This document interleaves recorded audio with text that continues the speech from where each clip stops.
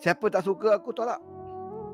Kan? Buat usul percaya kepada dia. Lulus tak lulus. Kalau tak lulus bermakna ahli parlimen tidak suka pada Anwar Ibrahim.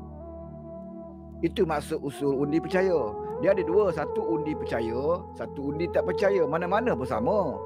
Dua-dua ni pun memberi kesan yang sama. Kalau bawa usul percaya, ahli parlimen kena mengundi percaya. Kan? Siapa undi percaya? Tengok berapa orang yang percaya ke Anwar. Maksudnya kalau yang tak percaya tu ramai, lebih daripada yang percaya, maka Anwar kena jawatan. Kalau usul percaya. Kalau dia buat usul tidak percaya, dibacakan usul tidak percaya, okey, siapa yang tidak percaya kepada Anwar, maka dia undi tak percaya. Maka kalau tak percaya tu lebih, maka Anwar kena letak jawatan. Usul percaya ke, usul tak percaya ke, tetap memberi kesan yang sama. Bezanya usul percaya datang daripada pihak kerajaan. Usul tak percaya biasanya datang daripada pihak pembangkang. Itu je beza dia. Sebab itu Anwar sendiri bawa usul percaya kepada dia. Lepas tu saudara sendiri tengok apa yang berlaku dalam parlimen. Kan? Bila usul tu dibuat, ada tak mereka buat undian berbelah bagi? Tak ada, saudara. Tak buat undian berbelah bagi. Yang cabar tu Den Cirit. Yang cabar tu pengerusi Perikatan Nasional. Bila Anwar sahut cabaran, tak berketik seekor pun. Tak buat undi pun. Sebab apa tak buat undi? Sebab dia tahu dia kalah besar. Kalau buat undi dia kalah besar. Mana tahu dia kalah besar? Dah terbukti dalam undian melantikkan speaker. Sebelum usul percaya Anwar tu kan ada pelantikan speaker. Satu speaker, satu lagi pelantikan timbalan speaker. Dua-dua ni PN kalah teruk. Lantik Abang Jo, Johari Abdul sebagai speaker. Johari Abdul menang 23 majoriti. Timbalan speaker pun menang 23 majoriti. Kalau dah speaker pun Abang Johari Abdul menang, timbalan pun Kajian Perpaduan punya calon menang, maksudnya kalau bawa undi percaya, confirm Anwar dapat 23.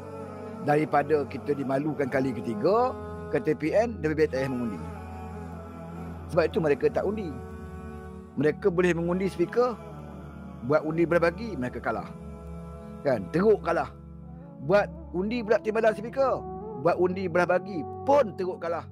Maka bila nak bawa usul percaya kepada Anwar Ibrahim, mereka dah tak sanggup dah. Malu dah. Tebal muka dah. Jadi bila speaker baca, di depan saya ini ada usul percaya kepada Perdana. Siapa yang sokong, katakan sokong. Ahli parlimen kata sokong.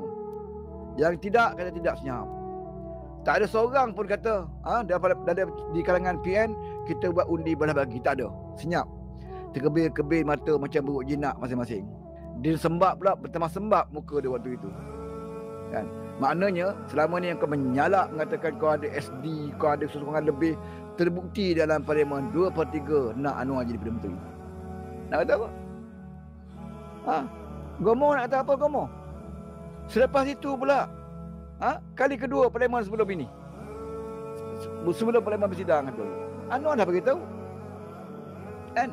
Anwar bagi tahu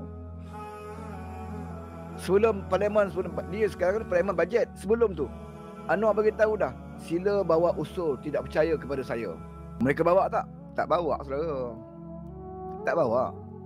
Walaupun Papa Gomo kata Anwar dah tak ada sokongan semenjak tahun 2024 lagi, dia kata 2025 punya sidang parlimen buat usul tak percaya, tak buat.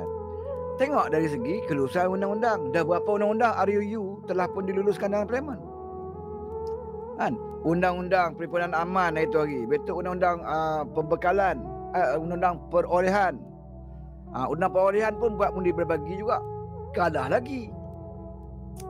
Di mana dalilnya Papa Gomo kata Anwar dah tak ada sokongan sejak tahun 2024? Mana bukti, mana fakta, mana dalil?